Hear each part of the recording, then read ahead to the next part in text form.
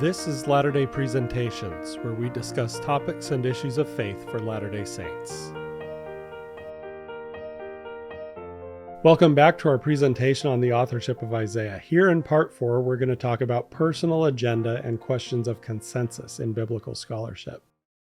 Now, what do we mean by personal agenda? Well, personal agenda is almost another form of lenses that we are looking through as we look at a biblical text, right?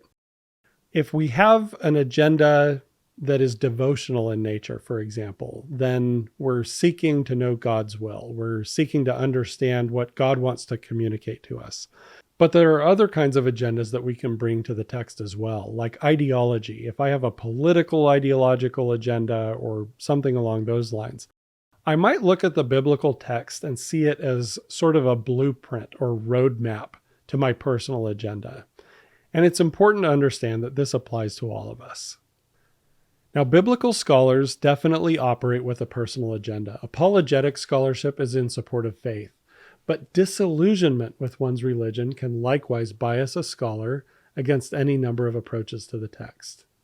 Scholars often seek to be aligned with their mentors against other schools of scholarly thought, due to personal admiration or their mentor's ability to help with future employment opportunities. Scholars looking for employment at specific institutions can shape their research to maximize their chances for employment. And scholarship is often produced with the intention to develop and maintain professional relationships. Consensus is a powerful influence in scholars' personal choices, and we're going to talk a little bit more about that later. Let's look at how this plays out in biblical scholarship. This is a quote from Richard Elliott Friedman from his book on the Exodus.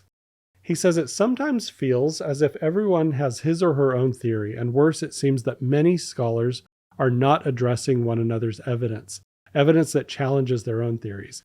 And then he goes on to talk about dating the biblical text using evidence of language and how a lot of scholars are averse to doing that. He says, "I have written about the challenge of getting the late daters even to address all this evidence." He goes on to say, "I have described sessions at international conferences in which they simply refused to discuss it." His colleague Gary Rensburg gets a little bit more specific as to why scholars avoid looking at this evidence. He says, "In the recent decades, as is well known, there has been a rush among scholars to date virtually the entire biblical canon to the Persian period. The ideological underpinnings of this movement are manifest. In my reading of this literature from the pens of such people as Niles Peter Lemche, Thomas L. Thompson, and Keith W. Whitelam, I have been struck as to how infrequently, if ever, these individuals invoke the evidence of language." So why is he talking about ideological underpinnings? Well, if somebody has a particular ideological agenda at work in their research, they are going to be very selective in the evidence that they're willing to consider. Does it further my agenda or not? And so what he's saying here is these scholars are part of a movement that definitely has some ideological underpinnings that's going to cause them to be, again, selective about evidence they're willing to consider.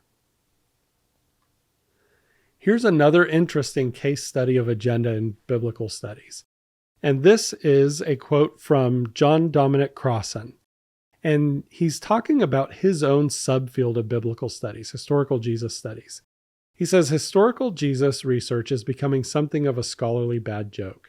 There were always historians who said it could not be done because of historical problems. There were always theologians who said it should not be done because of theological objections. And there were always scholars who said the former when they meant the latter. Those, however, were negative indignities. What is happening now is rather a positive one. It is the number of competent and even eminent scholars producing pictures of Jesus at wide variance with one another. Even under the discipline of attempting to envision Jesus against his own most proper Jewish background, it seems we can have as many pictures as there are exegetes. Several of those works, and others that could easily be added, for example Borg or Horsley, contain elements and insights that must surely be retained in any future synthesis. But that stunning diversity is an academic embarrassment. It is impossible to avoid the suspicion that historical Jesus research is a very safe place to do theology and call it history, to do autobiography and call it biography. Crossan is being really open and honest here about personal agenda factors that motivate historical Jesus scholars. They're wanting to create what they would call a biography of Jesus, but in their efforts to create what they are calling biographies of Jesus, they're actually really projecting their own agenda, their own priorities and worldview, and painting that picture and calling it Jesus. So this is definitely a problem in historical Jesus studies. Historical Jesus scholars have an interesting agenda in that they carry an ideology and a worldview that they want to promote and they want to give some authority. And what better way to do that than to paint Jesus in the image of that ideology and worldview? That's a great way to give it all the authority in the world. So again, personal agenda is absolutely at play in this and other subfields of biblical studies. Let's talk now about some examples from the field of Deuteronomic studies.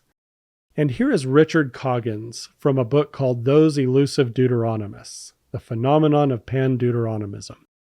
And when we talk about Deuteronomism, we're talking about this idea that there were a group of Israelite teachers and scribes who influenced the biblical text according to the viewpoint of the book of Deuteronomy. That's kind of a simple explanation of it. But here, Coggins says, according to O.H. Steck, the Deuteronomistic movement, supported by Levites from the Judean countryside, existed over an astonishing period of half a millennium.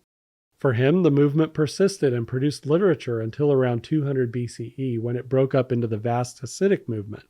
Such a prolonged duration of the Deuteronomic or Deuteronomistic movement seems also to have been accepted without reservation by Old Testament scholarship.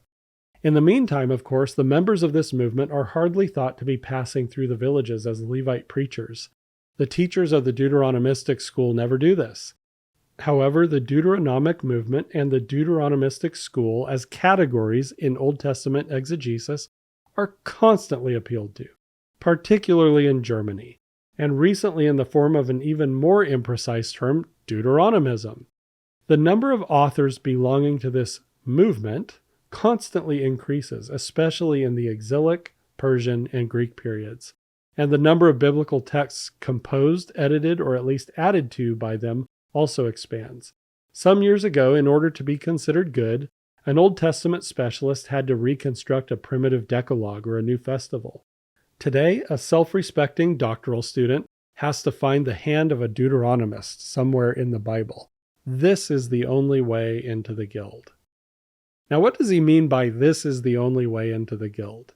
He's saying there are actually professional incentives, career incentives, for doctoral students to shape their research in a particular way to arrive at a certain kind of finding that validates views of other scholars. Professional incentives are powerful. And again, that's what he means when he says this is the only way into the guild.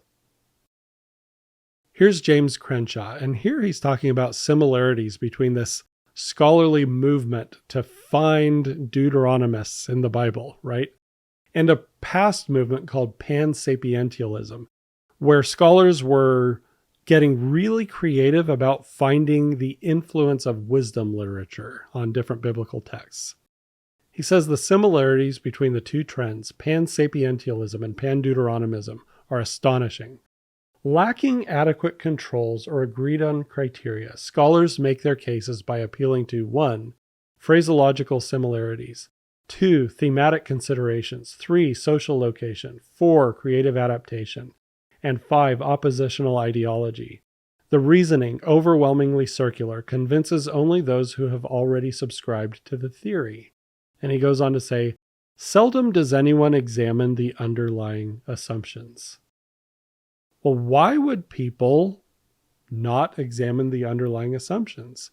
The reality is, if there is a movement underway in biblical studies in a certain direction, then there are powerful incentives to not examine the assumptions. So This is a pretty sharp critique, and it definitely dovetails with the previous one. There are professional incentives that lead people to not question assumptions of various theories in biblical studies.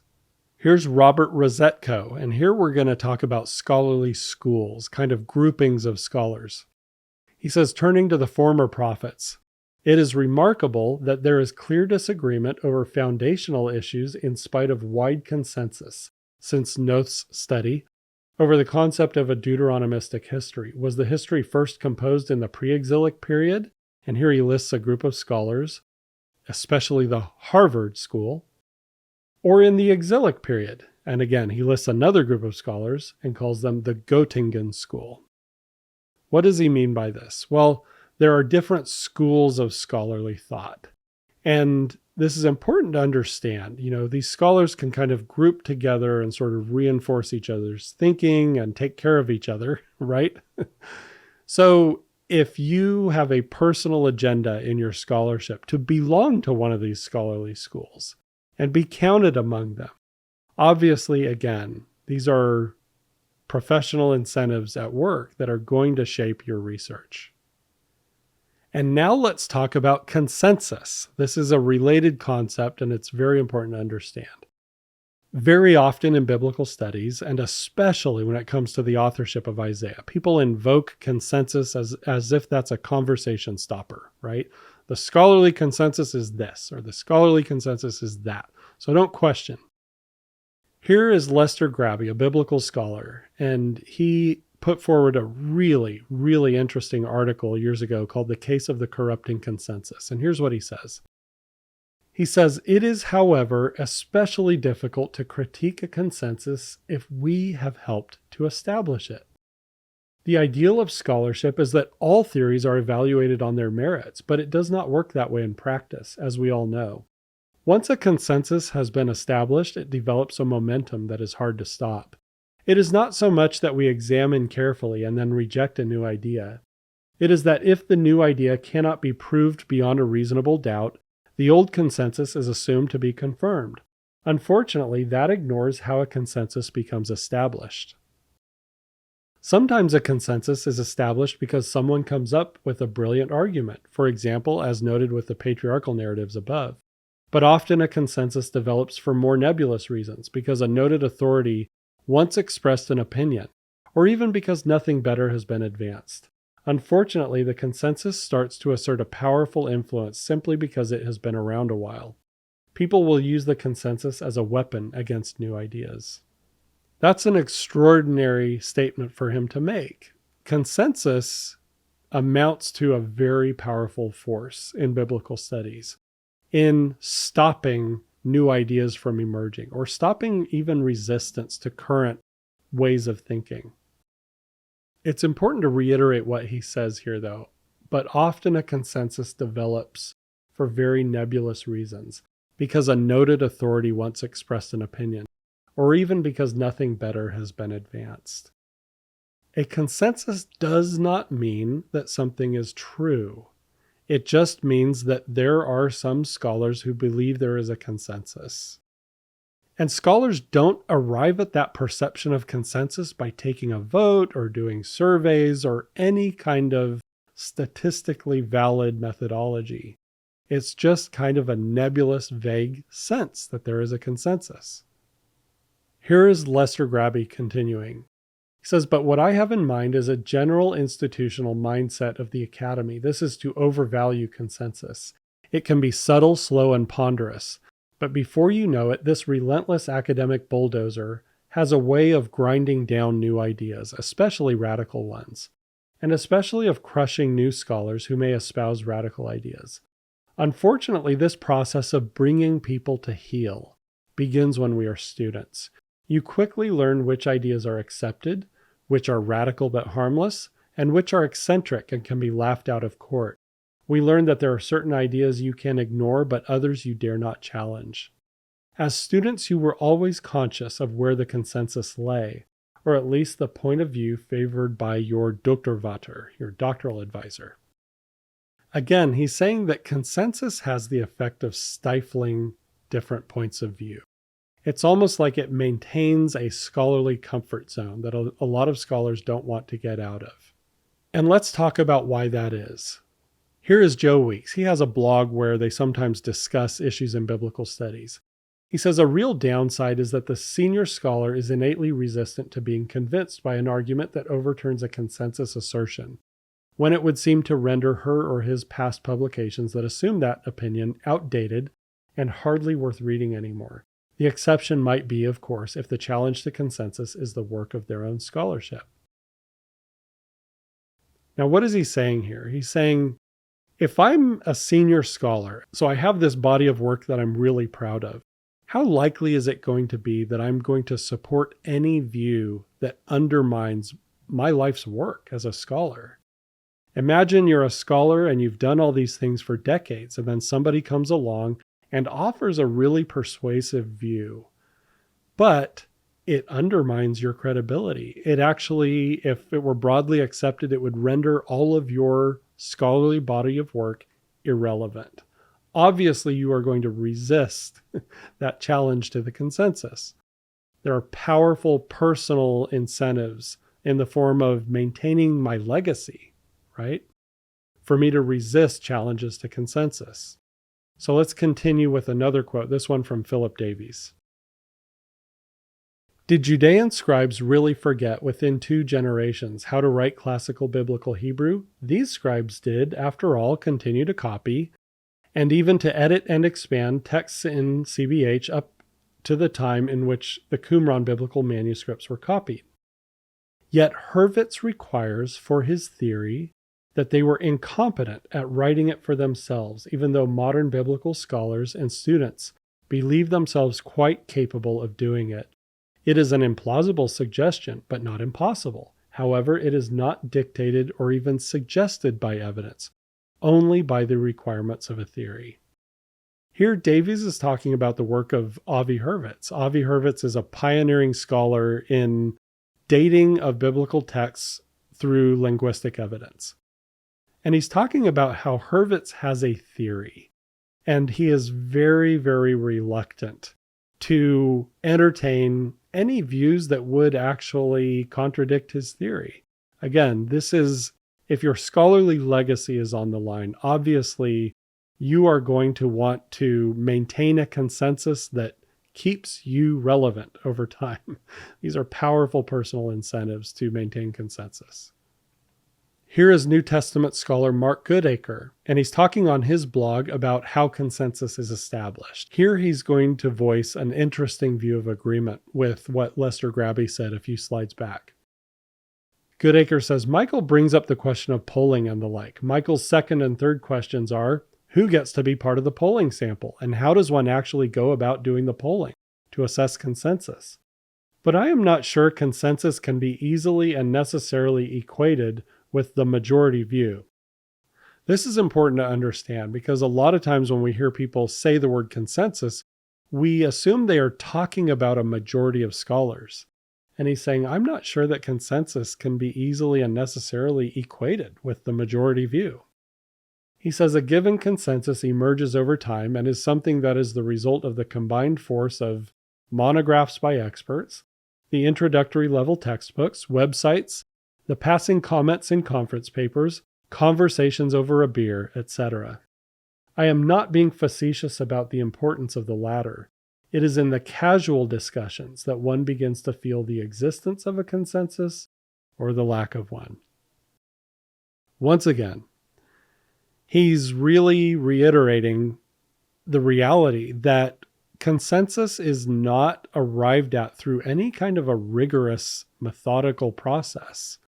It's a very, very subjective, vague notion that scholars hold. They don't take a vote. They don't do a survey. They don't do anything that is statistically valid to arrive at their view that there is a consensus. So we should really recalibrate our expectations for consensus, what it means and what authority it has in biblical studies. Finally, here's a quote by biblical scholar Joshua Berman. He says, I take a cue from the late Cambridge economist Joan Robinson, who said, in a subject where there is no agreed procedure for knocking out errors, doctrines have a long life. In biblical studies, doctrines have a long life. The doctrines that I have in mind are the competing hypotheses of sources, redactors, editorial layers, and the like. It isn't that any one of them is wrong or that they are all mistaken. It's that we have no agreed procedure for knocking out errors. All have a certain plausibility to them, and thus all have a circle of adherence. The problem with the methodology of diachronic study is that it has never insisted on external control to validate its results. It has never arrived at an agreed procedure for knocking out errors, and hence its doctrines have all had a long life. If you do not have a way of deciding that your views are false, then you're going to hang on to those views forever. And that is what the field of biblical studies has done with several of its key doctrines, one of which is the theory of multiple authorship for Isaiah. In conclusion, for this section, scholarship is driven to some extent by personal agenda. Personal agenda can be ideological, political, professional, etc. Personal agenda, like bias, affects what we are willing to see. And consensus is a powerful motivating force in biblical scholarship. Consensus indicates which scholarly views are safe and mainstream. There are professional incentives for adopting and reinforcing consensus views. Again, job security is a very powerful incentive for holding the consensus view. There are often personal incentives in the form of legacy maintenance and other things for maintaining consensus against challenges. All of these are relevant to discussions of the field of biblical studies and the things that it produces, like the theory of multiple authorship for Isaiah. Thanks for joining me for this segment. And I'd like to remind viewers that all of these slides are available for download over at Nauvoo Neighbor. If anything here is useful, go ahead and download these slides and feel free to use them however you please. This has been an episode of Latter-day Presentations. We would like to remind viewers that our channel represents our own views and not necessarily any official positions of the Church of Jesus Christ of Latter-day Saints. We hope this presentation has been informative. Our notes for this show are at Nauvoo Neighbor, and the link can be found in the show description. Also in the show description, we have a link to provide feedback. If you would like to suggest a topic for discussion, or if you would like to contribute a presentation on a topic of interest to you, let us know. Thanks again for joining us.